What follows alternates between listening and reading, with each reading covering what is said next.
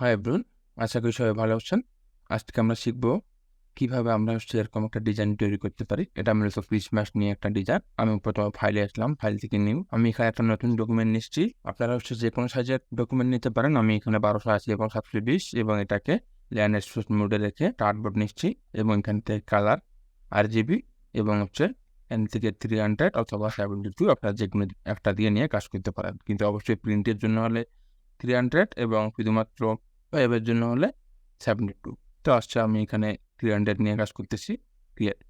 তো এখানে আমার একটা নতুন আর্টবোর্ড তৈরি হয়ে গেল।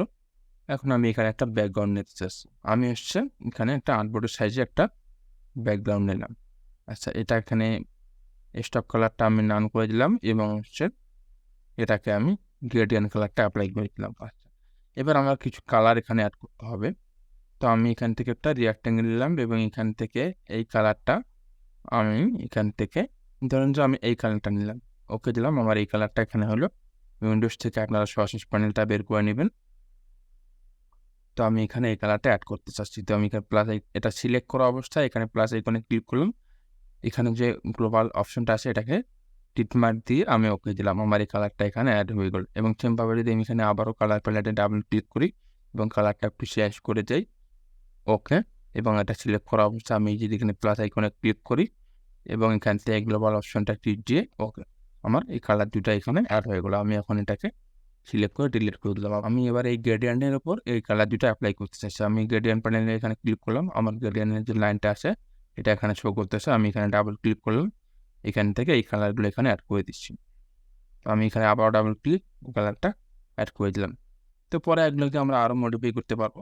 তো আমি এই অবস্থায় রেখে অবজেক্ট লক সিলেকশন, অথবা আপনারা এখান থেকে কন্ট্রোল টি দিয়ে লক করতে পারেন এবং কন্ট্রোল অ্যাল্টার 2 দিয়ে এটাকে আনলক করতে পারেন।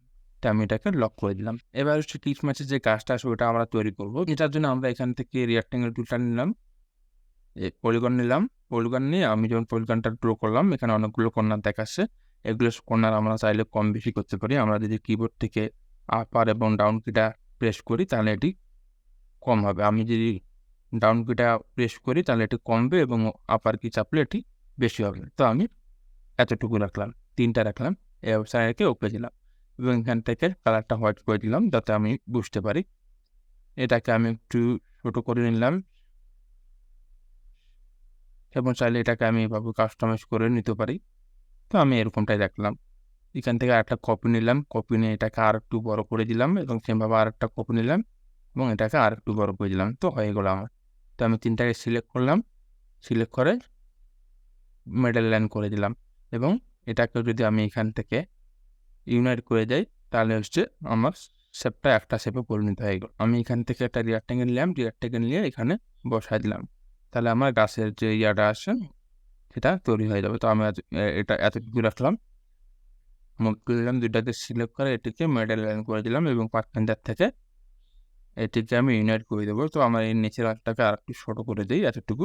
এবার আমি যদি ইউনাইট করে দিই তাহলে পুরোটাই একটা শেপ হয়ে গেল। এবার আমি এটাকে কন্ট্রোল এক্স চেপে এটাকে স্টক কালার করে দিলাম। তো স্টক সাইজটা যদি আমি একটু বাড়ায় দেই এরকম অবস্থায় থাকে। তো আমি এখান থেকে আবার একটা রিঅ্যাক্টেঙ্গেল নিলাম, রিঅ্যাক্টেঙ্গেল নিয়ে এটাকে চিপ ব্যাল্টার শেপে এই সাইজের একটা রিঅ্যাক্টেঙ্গেল নিলাম এবং এটাকে ফিল কালার করে দিলাম এবং ফিল কালারটা একদম ব্ল্যাক করে দিলাম। এখান থেকে আমাকে শিওর হতে হবে এটা ফুল ব্ল্যাক আছে কিনা। আমি এটাকে 000 ফুল ব্ল্যাক করে দিলাম।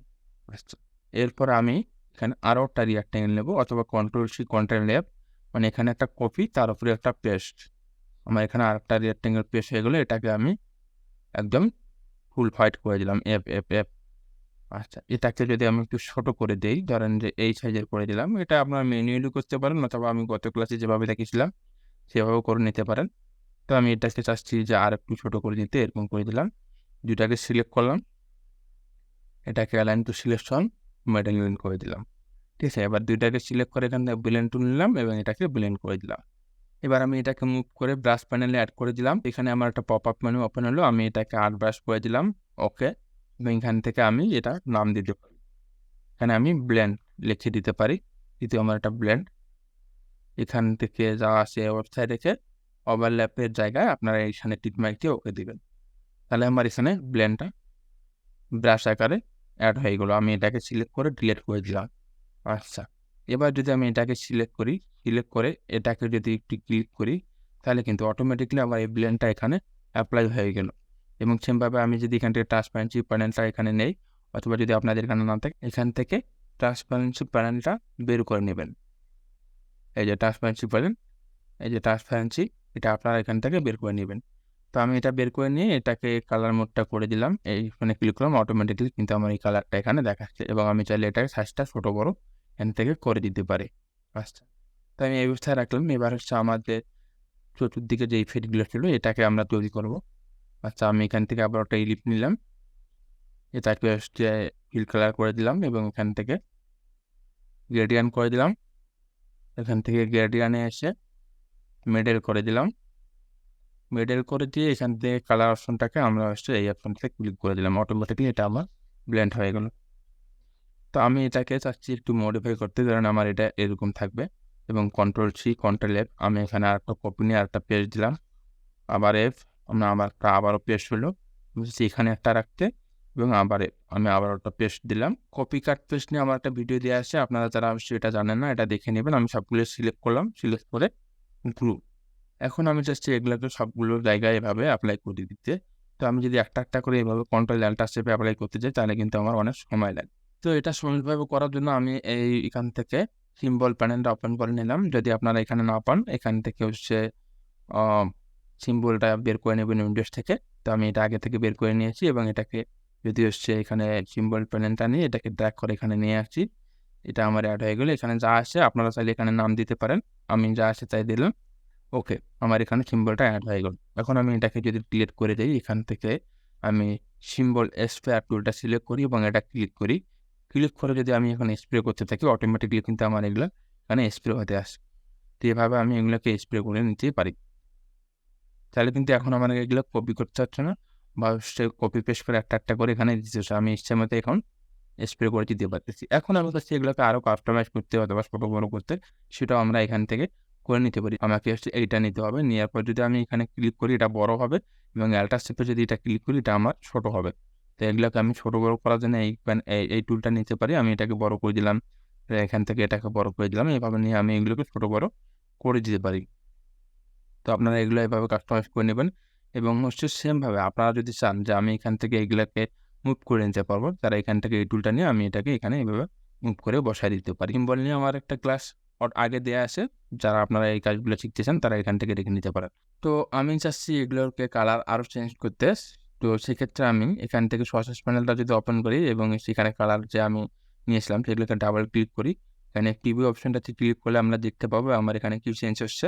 তো আমি এখান থেকে এগুলো কালারগুলো এভাবে চেঞ্জ করে দিতে পারি। আমার এই কালারটা নিলাম, এটাকে ওকে দিলাম, সেমভাবে এটাকে আমি ডাবল ক্লিক করলাম, প্রিভিউ অপশনটা ওকে দিয়ে আমি এগুলো কালারগুলোকে এভাবে মডিফাই করে নিতে পারি নিজের মতো করে। আমরা যে কালারটা পড়লাম সেই কালারটা এখান থেকে আমি নিতে পারি। ঠিক আছে, তো আমি এবার রাখলাম, রেখে ওকে দিলাম। তো এবার আমি চাচ্ছি এটাকে, যেহেতু আমার এই ইফেক্টগুলো বাইরে বের হয়ে গেছে, তো আমি চাচ্ছি এটাকে একটা ক্লিপিং মাস্কের মধ্যে নিয়ে যেতে।